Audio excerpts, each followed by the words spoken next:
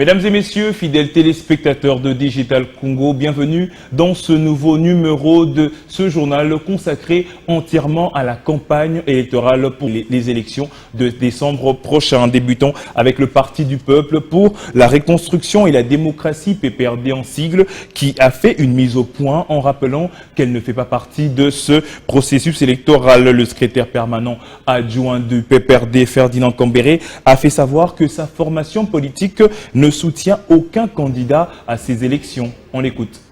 Le Parti du Peuple pour la reconstruction et la démocratie, formation politique chère à Joseph Kabila, reste droit sur ses bottes. Le PPRD n'est pas partie prenante au processus électoral en cours en République démocratique du Congo. Et par conséquent, il ne soutient aucun candidat. Mise au point faite ce lundi par son secrétaire permanent adjoint Ferdinand Cambéré. Mais sinon, le PPRD, comme vous le savez, il n'est pas concerné par ce processus que nous considérons comme un processus qui est planifié pour un chaos. La CENI n'est pas consensuelle, la Cour, elle aussi a été constituée à violation de la loi. Nous ne voyons pas comment quelqu'un peut dire que le PPRD soutiendra un candidat tel ou tel autre, tel ou être contre tel ou tel. Nous, c'est tous les processus que nous contestons et nous appelons depuis le début que la population résiste contre ce processus-là, qui est un processus qui entraîne notre pays dans une crise, et une crise grave, politique, sociologique, sécuritaire, et une crise de balkanisation. En tout cas, je profite de votre micro peut-être pour appeler tel ou tel autre camarade, pour leur dire gardez votre position. La position du PPRD, du FCC est restée la meilleure. Nous sommes dans la résistance pour les biens du pays, pour que le pays ne sombre pas dans le chaos. Pour rappel, le PPRD a toujours apposé son refus de participer au processus électoral en cours, estimant qu'il était biaisé. Le parti cher à Joseph Kabila Kabange avait posé quelques préalables qui malheureusement n'ont jamais été pris en compte. Et puis deuxième semaine de campagne électorale, Nathalie Bakankengeshaï, candidate numéro 31 à l'élection provinciale dans la circonscription électorale de Lingwala, a lancé officiellement sa campagne électorale le dimanche 26 novembre 2023. Suivez. Un dimanche 26 novembre, pas comme les autres, pour Nathalie Bakankengesha Chondo, candidat numéro 31 à l'élection provinciale pour la circonscription électorale de Lingwala. Sa tournée commence par une participation, comme habituellement en famille, accompagnée de son époux, son enfant et sa mère pour rendre grâce à Dieu à son église d'attache, le centre Philadelphie Gombe, où elle sert comme ouvrière au service de conseil et évangélisation. Yahweh éternel Dieu, nous savons que la victoire t'appartient à toi. Le culte fini, place à la mobilisation avec ses équipes de campagne pour le lancement officiel de celle-ci. Elle va choisir le porte-à-porte en circulant dans quelques avenues de 2 quartiers sur les 9 que compte la commune pour ce premier jour de terrain. Fanfare, flyers à remettre à ses potentiels électeurs natifs de Lingwala. Partout où elle passe, elle est reconnue de tous.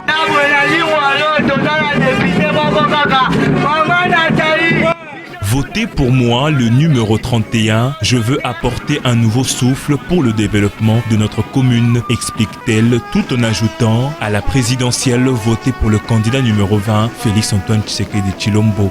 Notre politique, c'est une politique de proximité. Il faut rencontrer les gens, leur expliquer notre vision de choses, leur faire comprendre. Parce qu'il ne suffit pas de descendre sur le terrain, de faire des activités de grande envergure sans que les personnes comprennent pourquoi ils doivent nous voter. Alors nous sommes descendus sur les avenues qui nous ont vu naître à Lingwala, la commune, qui nous a vu naître. Nous avions parlé avec la population et nous pensons que cette population-là a été sérieusement outillée pour avoir multiples raisons pour nous voter.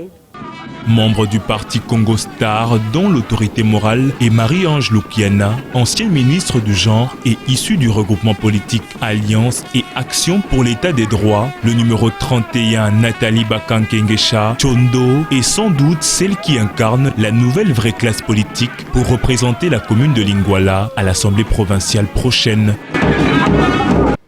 Julien Paluku Kaongia, candidat député national dans le territoire de Lubero, plaide en faveur de l'élection pour un second mandat de Félix-Antoine Tshisekedi Tshilombo. Pour l'ancien gouverneur du Nord Kivu, qui a lancé officiellement sa campagne électorale avec Félix Tshisekedi, la RDC aura son indépendance économique. Suivez. C'est en début d'après-midi de ce lundi 27 novembre 2023 que l'autorité morale du Bloc 50 est arrivée à Goma en provenance de Kinshasa. Julien Paluku Kaongia, accompagné de son épouse et d'autres membres de son regroupement, se sont dirigés à la tribune ONC remplie comme un œuf par les habitants de la ville de Goma. Le candidat numéro 39 à la députation nationale, dont le territoire de Lubero a demandé à la population de consolider les acquis de Félix Tshisekedi en lui donnant un second mandat. Nous avons commencé de grands travaux, notamment les grands projets qui sont disséminés à travers la République. Vous savez, les vastes projets qu'il pilote, c'est celui de 145 territoires, ça n'a jamais été. Et donc, cela mérite consolidation pour nous permettre effectivement de poursuivre le travail que nous avons commencé pour que d'ici 2028, nous nous rassurions que finalement, au-delà de l'indépendance politique que nous avons acquise en 1960 avec Félix-Antoine Tshisekedi. Devant une foule compacte, Julien Paluku Kaongia a rappelé à la population de Goma la volonté de Félix Tshisekedi de mettre fin à l'insécurité dans l'est du pays. Il révèle qu'aujourd'hui, la RDC compte plus de 40 000 nouvelles recrues et formées au sein des FARDC, des unités qui vont mettre fin à l'agression du Rwanda. Munapenda pouvoir, amupendi pouvoir. Tunaipenda. Bangapi wanapenda pouvoir batie mikono juu. Sisi hawa. Toujours déterminé à rafler plusieurs sièges, Julien Paluku Kaongia a présenté au Gomatracien ses candidats aux élections législatives et municipales au nord et au sud Kivu. Venu lancer la campagne. Et puis la campagne électorale, c'est également le numéro 3 à l'élection présidentielle, Moïse Katumbi Tshapoué, qui a foulé le sol de Butembo au nord Kivu. Sur place, un accueil délirant lui a été réservé par la population qui, visiblement, l'a adopté. Suivez. Partout où il est passé, c'est un accueil délirant qui lui est réservé. L'infatigable candidat numéro 3 à la présidentielle de décembre 2023 est arrivé à Butembo, Nord Kivu, accueilli par un monde fou qui envahissait déjà l'aérodrome, l'attendant de pied ferme.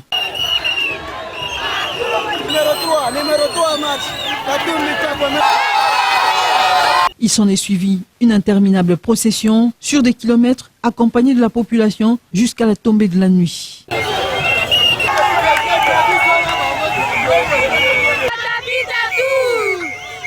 Butembo est aujourd'hui compté parmi les contrées conquises par Moïse Katumbi Tshapoué.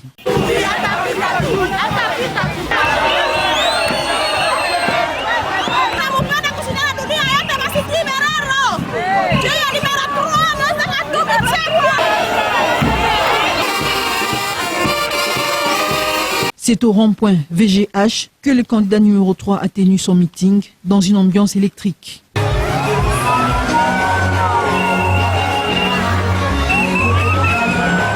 Deuxième grand meeting du candidat numéro 3 avec un grand succès.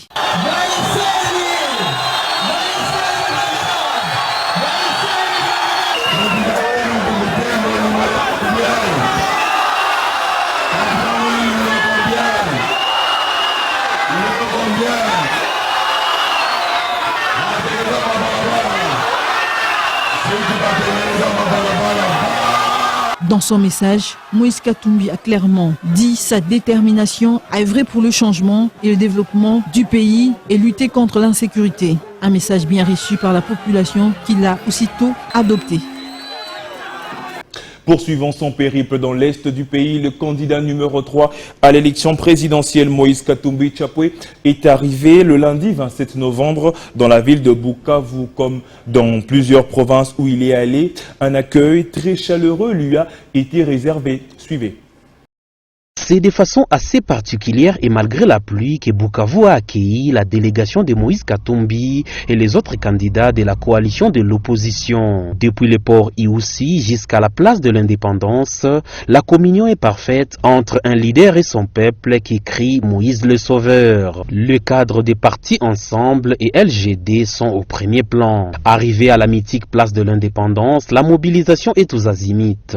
La place est noire du monde sur fond des drapeaux et calico aux couleurs d'Ensemble du Katumbi et du LGD de Matata Pogno.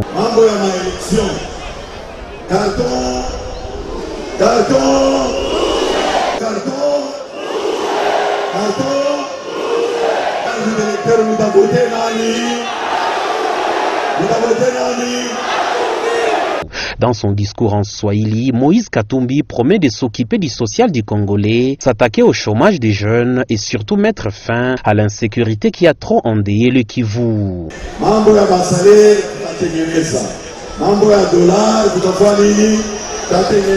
Cette retrouvaille en pleine campagne électorale est un moment pour Katumbi d'inviter cette population mobilisée à voter pour le numéro 3 à la présidence et pour différents candidats de la coalition à la députation nationale et provinciale. Pendant ce temps, à Kinshasa, le porte-parole de Ensemble pour la République, Hervé Diakessé, a fait le point sur la première semaine du candidat numéro 3, Moïse Katumbi, avant de dénoncer les crocs en jambes que subit leur candidat dans sa quête aux électeurs. Suivez. La campagne électorale du candidat numéro 3 se poursuit normalement, mais seulement entachée de beaucoup d'embûches. C'est ce qui a justifié la conférence de presse tenue par ses fidèles pour dénoncer toutes ces manœuvres dilatoires de la part des autorités. Accompagné d'Olivier Kamitatou, cadre de Ensemble pour la République, le porte-parole du parti a fait le point sur la première semaine du candidat numéro 3 à la présidentielle de décembre 2023, Moïse Katumbi, dans différentes villes de la partie est du pays. Des villes où Moïse Katumbi a pu palper de ses doigts la misère de la population et de l'absence totale de l'autorité de l'État dans cette partie du pays. Il a dénoncé la mesure prise interdisant l'utilisation du bloc opératoire et de l'ambulance remis par Moïse Katumbi à l'hôpital général de référence de Kisangani, ainsi que son médecin directeur qui a été suspendu verbalement. Moïse Katumbi, lors des premiers mouvements des déplacés à Goma, avait remis par les pieds de notre secrétaire général Bolingue Tengue un chèque de 301 000 $ au Premier ministre Samalou Kondo.